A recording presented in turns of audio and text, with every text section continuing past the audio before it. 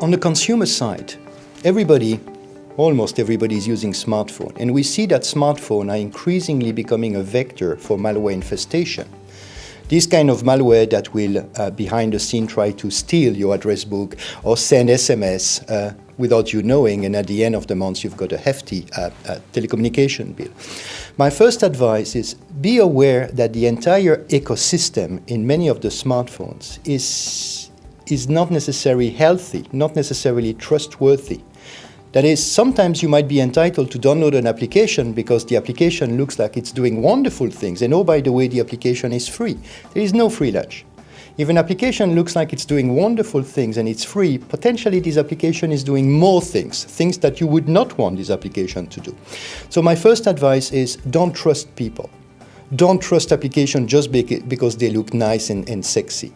Make sure that when you download an application and run an application on your smartphone, make sure that you do some background check. Make sure that some of your friends are running this same application. Make sure that this application is not a tainted application that is not doing what it's supposed to do. So be aware.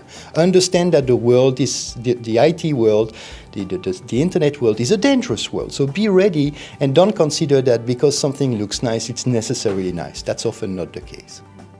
If I were a consumer thinking about cybersecurity and what I can do best in that space, I would sort of almost boil it down to take a moment, stop, really understand what your connectivity is. You look around your home, it's not just your PC, it's your smartphone, it's your tablet. In some ways, it's a smart home because all of these things are starting to be connected.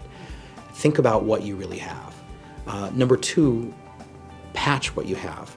Most providers, whether it's a smartphone app or whether it's a desktop application or an operating system, provide free updates.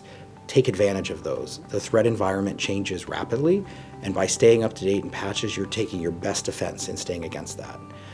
Where things like antivirus are available, use them. There are lots of world-class ones that are free. Microsoft has one that's free. There's other that are very low cost. Use them. They're meant for your protection.